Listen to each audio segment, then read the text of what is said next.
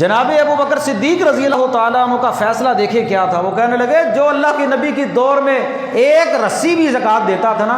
اگر وہ میرے دور میں اب وہ زکوٰۃ وہ رسی اللہ کی راہ میں نہیں دے گا تو ابو بکر ان کے خلاف جہاد کرے گا رضی اللہ تعالیٰ عنہ. یعنی کہ حضرت ابو بکر صدیق رضی اللہ تعالیٰ عنہ نے ایسے لوگوں کو اسلام سے خارج کر دیا، مسلمان ہی نہ سمجھا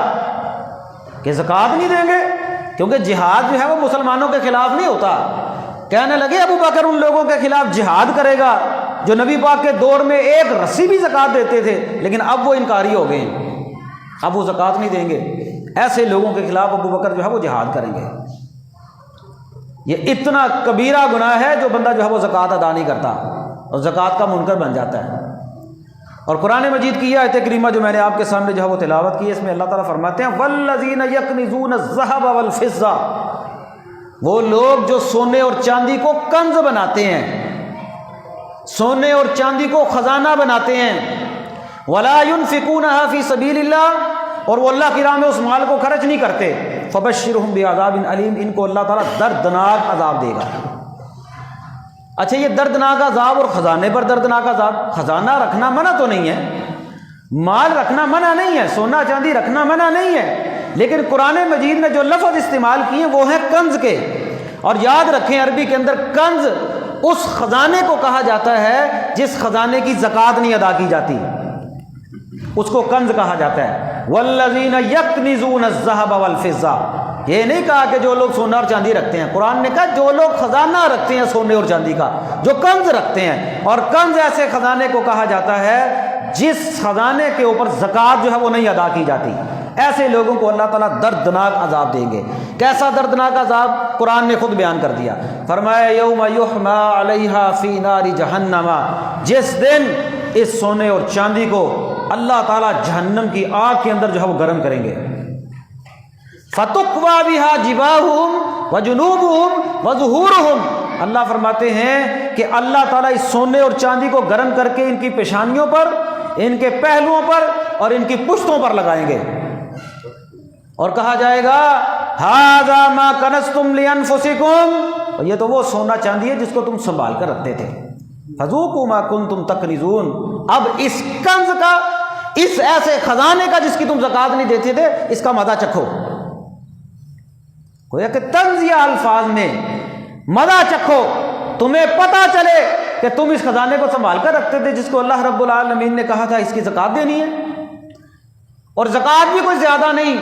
100 میں سے 2.5 روپے، 100 میں سے 2.5 روپے، 1 لاکھ میں سے 2.5 ہزار. کوئی لمبی چوڑی زکوٰۃ نہیں. اللہ تعالیٰ نے تو آدھی بھی نہیں رکھی. یہ نہیں کہا 100 میں سے 50 دے دو. برائے نام اللہ رب العالمین فرمایا اگر، اور وہ بھی سال کے بعد، فرمایا جو لوگ، یہ وہ خزانہ ہے جس کو تم کنز بناتے تھے، اللہ تعالیٰ اس کو گرم کریں گے، اور گرم دنیا کی آگ میں نہیں، جہنم کی آگ میں. اور آپ کاروباری حضرات ہیں ماشاءاللہ، آپ جانتے ہیں سونا ایک ایسی دھات ہے،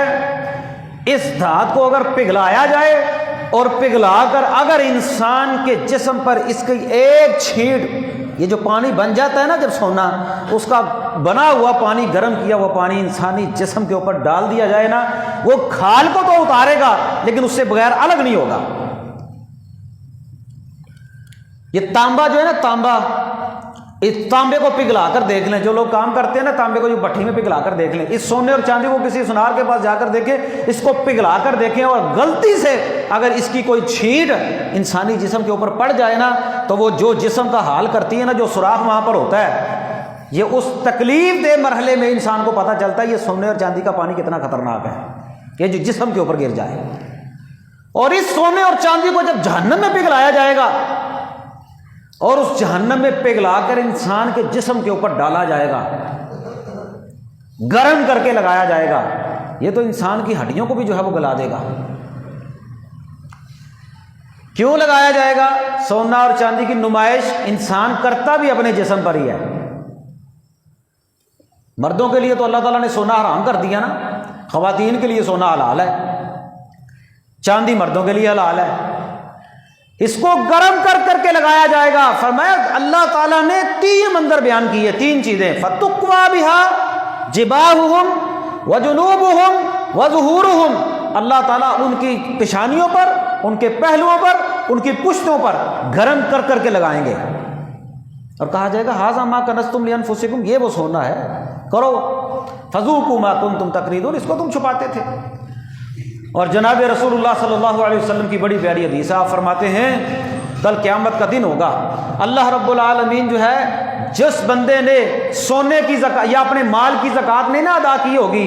وہ مال انسان کا ایک گنجے سانپ کی، زہریلے سانپ کی شکل جو ہے وہ اختیار کر جائے گا، اور وہ سانپ انسان کے ارد گرد جو ہے وہ آ کر جو ہے وہ لپٹ جائے گا، اور جیسے بندے کو توق دی جاتی ہے پورے جسم کے ارد گرد لپٹے گا، اور اس کے جو ہے وہ زہریلے دانت ہوں گے، اس کا جو ہے وہ 2 آنکھیں ہوں گی، اس کے 2 نقطے ہوں گے اس کے دماغ کے اوپر، یہ کوئی زہریلے سانپ کی کوئی علامت ہوگی، اور وہ آ کر ایک زہریلا سانپ انسان کے ارد گرد جو ہے وہ لپٹ جائے گا، انسان اس سے بھاگے گا، اور وہ کہے گا بھاگتا کدھر ہے، میں تو تیرا مال ہوں، انا کنزو کا انا مالو کا، میں تو تیرا خزانہ ہوں، میں تو تیرا مال ہوں، اب تم مجھ سے کدھر بھاگتا ہے۔ وہ انسان کے ارد گرد لپٹے گا اور لپٹ کر انسان کو جو ہے وہ ڈسے گا۔ سانپ، اللہ اکبر اللہ اکبر، اگر انسان کو پتہ چل جائے میرے سامنے سانپ ہے یا میرے کمرے کے اندر سانپ داخل ہو گیا، صرف داخل ہو کر باہر نکل جائے، آپ ساری رات سو نہیں سکتے۔ اور اللہ کی قسم سانپ وہ اللہ کے پیدا کیے ہوئے، عذاب کے لیے پیدا کیے ہوئے سانپ، نبی پاک فرماتے ہیں جس سانپ کو اللہ رب العالمین قبر میں عذاب کے لیے مسلط کریں گے نا، اگر وہ سانپ صرف دنیا میں باہر نکل کر پھونک مار دینا، پوری زمین سے اللہ رب العالمین جو ہے وہ سبزہ ہی ختم کر دے۔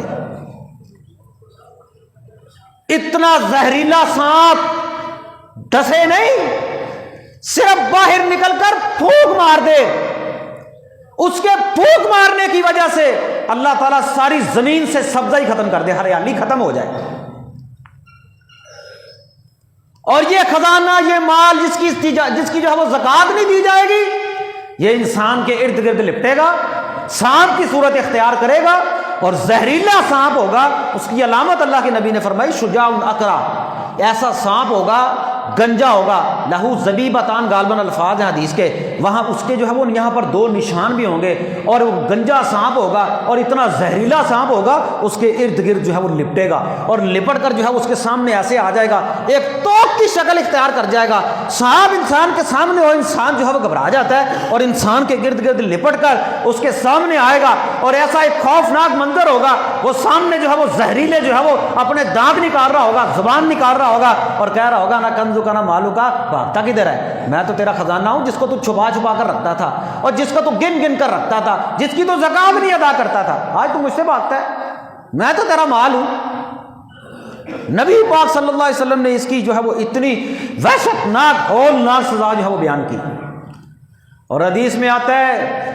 جانوروں کے اوپر بھی زکوٰۃ ہوتی ہے، جو لوگ اپنے جانوروں کی زکوٰۃ نہیں دیں گے، کل قیامت کا دن ہوگا، حشر کا وہ میدان جو 50,000 سال کا دن ہوگا، اس دن یہ جو جانور آئیں گے اللہ ان کو جو ہے وہ اور موٹا تازہ کر کے وہاں پر جو ہے وہ کھڑا کرے گا، اور جس بندے کے وہ جانور ہوں گے جن کی وہ زکوٰۃ نہیں ادا کرتا ہوگا، وہ جانور آئیں گے اس کو اپنے سینگوں کے ساتھ، اپنے کھروں کے ساتھ اس کو زخم دیں گے، اس کو روندیں گے، رونتے چلے جائیں گے۔ ایک ریوڑ ہوگا جس کی وہ زکوٰۃ نہیں ادا کرتا ہوگا، 1 2 3 4 باری باری اس کو رونتے چلے جائیں گے، کوئی سینگ مار رہا ہے، کوئی کھور مار رہا ہے، کوئی پاؤں مار رہا ہے، باری باری وہ ریوڑ جو ہے اس کو رونتا چلا جائے گا۔ ایک تکلیف دہ منظر ہوگا اس بندے کے لیے۔ یہ کب تک اس بندے کو سزا دی جائے گی؟ جب تک وہ حشر کا دن جو ہے وہ ختم نہ ہو جائے۔